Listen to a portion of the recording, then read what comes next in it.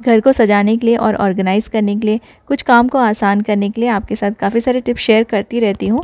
आज के टिप्स भी काफ़ी यूज़फुल हैं, कुछ आसान से DIYs हैं जो आपको काफ़ी ज़्यादा काम में आएंगे और इनको आप इजीली घर पे रखे सामान से ही बना पाएंगे। तो चलिए स्टार्ट करते हैं आज का वीडियो। हेलो गाइस, नमस्ते एंड वेलकम बैक। ऐसे बहुत सारे पेपर के कप्स हमारे पास पड़े रहते हैं ना, तो आजकल बहुत सुंदर सुंदर डिज़ाइंस में भी आते हैं, काफ़ी कलरफुल है। मेरे पास ये रखे हुए थे, तो इसको मैं कुछ डेकोरेशन के लिए यूज़ करूँगी अपने घर के लिए। बहुत ही आसान सा DIY है, आप भी आराम से इसे कर सकते हैं। ऐसे आप पेपर कप्स ले लीजिए, कोई भी ले लीजिए, छोटे बड़े जो भी आपके पास पड़े हों, और उसको बीच बीच में से ना सीज़र की हेल्प से छोटे छोटे कट्स कर दीजिए। आपको छोटे छोटे होल्स करने हैं, बहुत ज़्यादा बड़े होल्स नहीं करने हैं। और ये पेपर कप्स अगर बहुत ज़्यादा थिक नहीं है तो आप होल्स नहीं भी करेंगे तो भी चलेगा। ये पेपर कप्स आपको पेयर में लेने हैं, आप 2 ले लीजिए या 4 ले लीजिए या 6 ले लीजिए, जितने भी आपको DIY करना है। और एक जो ऊपर वाला जो हम लगाएंगे ना, उसको हाफ़ कट करना है, ऊपर का जो बेस है ना उसको, बस इसको हमने होल्स कर लिए हैं, ऊपर से कट कर लिया है और इन दोनों को आपको चिपका देना है एक साथ। इनको स्टिक करने के लिए मैं हॉट ग्लू यूज़ कर रही हूँ। और फिर इसके अंदर आपको, जैसे ऊपर में हमने कट किया था ना, इसमें आपको डालना है फेरी लाइट्स या जो भी बैटरी ऑपरेटेड लाइट आपके पास होगी वो आप इसमें डाल दीजिए। और एक बहुत ही सुंदर सा लैम्प की तरह आप इसे होम डेकोर के लिए यूज़ कर सकते हैं, बहुत सुंदर लगता है। अगर जैसे मैंने आपको पहले बताया कि पेपर कप बहुत ज़्यादा थिक नहीं है तो आप होल्स नहीं भी करेंगे तो इसकी लाइट ऊपर से दिखेगी। आप इसे कहीं भी रख सकते हैं अपने शेल्फ़ वगैरह में, और इसको आप हैंग भी कर सकते हैं। हैंग करना है तो इसके ऊपर में आप 2 इसमें रस्सी लगा दीजिए और कहीं भी इसे आप हैंग कर सकते हैं। तो मैंने इसे अपने शेल्फ़ में रखने के लिए बनाया है।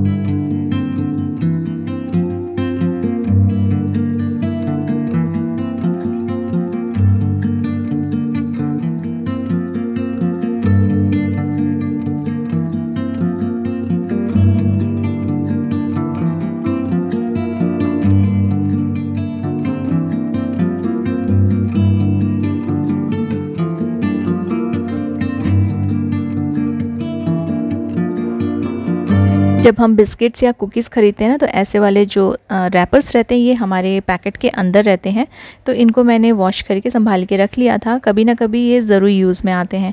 तो इनको मैं यूज़ करूँगी कुछ चीज़ें रखने के लिए, जैसे लिविंग रूम में जो हमारे कॉफ़ी टेबल्स होते हैं या डाइनिंग टेबल होते हैं, कोई गेस्ट आते हैं तो हम लोग कुछ माउथ फ्रेशनर या फिर ड्राई फ्रूट्स ये सब रखते हैं ना, तो उसके लिए ये एक हम DIY बनाएंगे।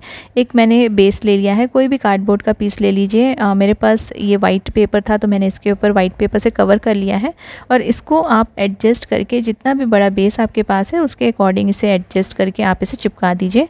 यहाँ पर भी मैं हॉट ग्लू यूज़ कर रही हूँ। हॉट ग्लू से ना काफ़ी ईजी होता है कोई भी चीज़ स्टिक करना, तो इसको मैं एडजस्ट करके जितना स्पेस है इस कार्डबोर्ड में उसको मैं चिपका दूँगी।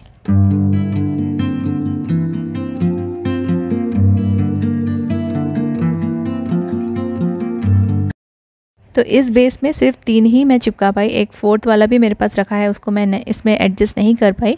तो ये 3 काफ़ी हैं। और एक में मैं फ्लेवर्ड जो इलायची होती है ना, ये कोटेड है और इसको मैंने रख दिया है। तो कोई गेस्ट वगैरह आते हैं तो ये सामने रखने के लिए ना बहुत अच्छा लगता है।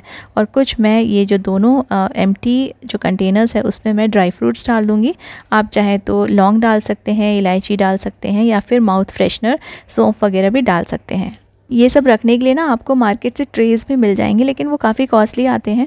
तो इस चीज़ से आप इसको, जो चीज़ें हमारे पास ऐसे ही बेकार में पड़ी रहती है इसे हम फेंक देते हैं, उससे बहुत ही काम की चीज़ आप बना सकते हैं घर पे ही।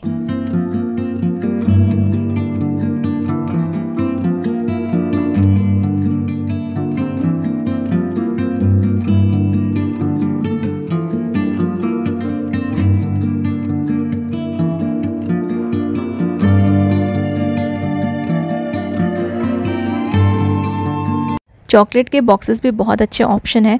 जैसे ऐसी वाली चॉकलेट्स में ना काफ़ी अच्छे बॉक्स मिलते हैं। इसको अच्छे से वॉश कर लीजिए और फिर आप इसको कुछ DIY करके, थोड़ा सा डेकोरेट करके आप अपने घर में कई सारी चीज़ें रखने के लिए यूज़ कर सकते हैं।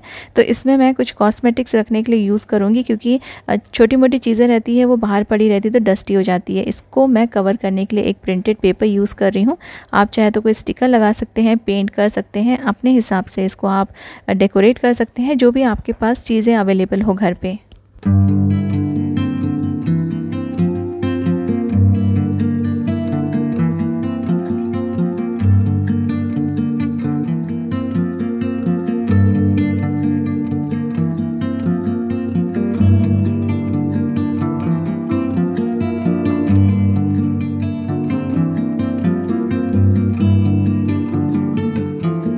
इसको साइड से मैंने बॉक्स को पूरा कवर कर लिया है, नीचे में कुछ नहीं लगाया है, नीचे में मैंने ट्रांसपेरेंट ही रहने दिया है।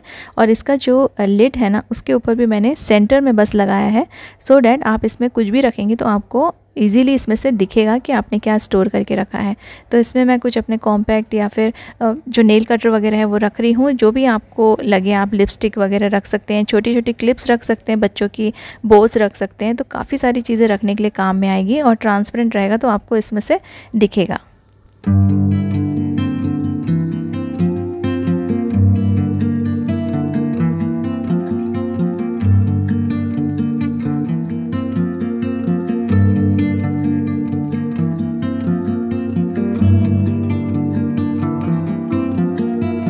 ऑर्डिनी रैप एंड ऑडी को बेक के ये कुकिंग पेपर सर्कल्स जो कि प्री कट सर्कल्स हैं, ये आपको 6 inches, 7 inches, 8 inches and 9 inches में मिलेंगे। और ये नॉन स्टिक पेपर है और इसको आप बेकिंग के लिए, कुकिंग के लिए कहीं भी यूज़ कर सकते हैं, अपने पैन्स में, एयर फ्रायर में, ओवन में या ओटीजी में या माइक्रोवेव में। और अलग अलग साइजेस में आते हैं तो आप इनको अलग अलग पैन्स में भी यूज़ कर सकते हैं। ऑर्डिनी रैप एंड ऑडी इको बेक अमेज़ॉन एंड फ्लिपकार्ट में अवेलेबल है। इनके बाइंग लिंक्स आपको मेरे वीडियो के डिस्क्रिप्शन में मिल जाएंगे। कभी कभी किचन में कुकिंग करते समय, काम करते समय कुछ छोटी मोटी प्रॉब्लम्स हो जाती है, जैसे कि ना हैंडल्स, हमारे पैन के या कढ़ाई के हैंडल्स लूज़ हो जाते हैं। तो इनके लिए ना मैं हमेशा कुछ छोटे मोटे टूल्स अपने किचन में ही रखती हूँ, हैंडी रखती हूँ, सो डैट ये कभी भी ज़रूरत पड़े तो हमें यहाँ वहाँ फिर ढूंढने की ज़रूरत ना पड़े और उससे हमारा टाइम भी बहुत वेस्ट हो जाता है। कुछ इंपॉर्टेंट टूल्स होते हैं जो आपके किचन में होना बहुत ज़रूरी है और ये आपके आसपास ही रहने चाहिए जहां आप काम करते हैं, जैसे कि स्क्रू ड्राइवर, पेन और ये कुछ शार्प चीज़ें कट करने के लिए ना इस तरह के कटर्स होने चाहिए हमारे पास। ये छोटा सा ब्रश है, कोई बहुत छोटी मोटी चीज़ें क्लीन करने के काफ़ी काम में आता है। तो ये सारी चीज़ें आप अपने किचन में ज़रूर रखिए, हैंडी रखिए। इससे आपका जो टाइम है वो वेस्ट नहीं होगा। इसको दूसरे रूम से लेकर आने के लिए, किचन के लिए सेपरेटली ये चीज़ें आप ज़रूर अपने पास में रखिए। यूज़ करते करते पैन का जो हैंडल है ना वो काफ़ी लूज़ हो गया था, तो इसको मैं टाइट कर रही हूँ और देखिए मुझे बिल्कुल भी टाइम नहीं लगा क्योंकि मैंने पास में ही ये सारी चीज़ें रखी हुई थी। मैंने आपको अपने वीडियोस में दिखाया था कि स्टील के बर्तन से स्टिकर्स किस तरह से निकालते हैं कि जो उनका स्टिकीनेस है वो अच्छे से रिमूव हो जाए कम्प्लीटली अपने बर्तनों में से। लेकिन इस पर्टिकुलर बाउल में से मैंने जल्दी जल्दी में ना खींच के ही ऐसे निकाल दिया था स्टिकर, तो उसका जो स्टिकीनेस है वो वहीं रह गया। सिमिलरली इस वाले कंटेनर में भी स्टिकीनेस काफ़ी ज़्यादा है और इसमें मैं सॉस रखती हूँ, जितने बार टच करती हूँ उतने बार मेरे हाथ में ये चिपकता है। तो इसको मैंने सेलो टेप लिया है और सेलो टेप की हेल्प से ना आप इस तरह से इसे रिमूव कीजिए, खींच खींच के, जैसे हम वैक्सिंग करते हैं बस उसी तरह से आपको इसको रिमूव करना है। देखिए ये टेप की हेल्प से ना थोड़ा सा इसमें टाइम ज़रूर लगेगा, लेकिन बहुत अच्छे से कम्प्लीटली जो स्टिकीनेस है वो रिमूव हो जाएगा और आपकी जो बॉटल है, कोई भी कंटेनर है ना, वो क्लीन हो जाएगा। तो आप इसे प्लास्टिक में भी कर सकते हैं, प्लास्टिक के कंटेनर के ऊपर भी और स्टील के कंटेनर के ऊपर भी आराम से ईजिली ये निकल के पूरा क्लीन हो जाएगा जो सरफेस रहता है। स्टील के इसमें ना मैंने इसको किया है, थोड़ा सा मुझे टाइम लगा लेकिन ये आराम से निकल गया। और फिर जो छोटा मोटा जो थोड़ा बहुत रह जाता है उसको आप स्क्रब करके निकाल सकते हैं। इसको मैंने स्टिकर से निकालने के बाद, सॉरी टेप से निकालने के बाद इसे वॉश कर लिया है और ये पूरी तरह से ना फिर क्लीन हो गया है। देखिए ये मैंने इसको अभी वॉश कर लिया है, इसका स्टिकीनेस पूरा निकल गया है, अच्छे से क्लीन हो गया है। तो अगर आपके किसी भी बाउल या बर्तन में, किसी भी कंटेनर में ऐसा स्टिकीनेस है तो आप अपने सेलो टेप यूज़ करके उसको अच्छे से क्लीन कर सकते हैं। हमारे कुकर की सीटियाँ जो होती है ना वो अच्छे से हम उसको वॉश करते हैं, लेकिन कई बार उसमें फूड पार्टिकल्स रह जाते हैं अंदर के साइड, जो हम लोग को पता नहीं रहता है। तो इसको क्लीन करने के लिए सारी की सारी जितनी भी आपके पास कुकर की सीटीज़ हैं उनको ना आप पूरा ओपन कर लीजिए और फिर इसको आपको डालना है गर्म पानी में। किसी भी छोटे से बाउल में आप पानी को गर्म कर लीजिए, अच्छा गर्म कर लीजिए और फिर जितनी भी सीटियां हैं आप उसको डाल दीजिए ओपन करके। और ये आपको कम से कम आधे घंटे तक रखना है जब तक कि पानी गर्म है। इसको ऐसे ही पड़े रहने दीजिए। हफ्ते में एक बार या 2 हफ्ते में एक बार ज़रूर से आप इन वेसल्स को साफ़ कीजिए और फिर उसके बाद ना आप थोड़ा थोड़ा सा इसको स्क्रब करके क्लीन कर लीजिए। ये बहुत ही अच्छे से क्लीन हो जाएंगे। अगर बहुत ज़्यादा गंदे नहीं है तो आपको स्क्रब करने की भी ज़रूरत नहीं पड़ेगी। उम्मीद करती हूँ आज के सभी टिप्स आपको पसंद आएंगे और आपके लिए भी यूज़फुल रहेंगे। Thank you so much for watching.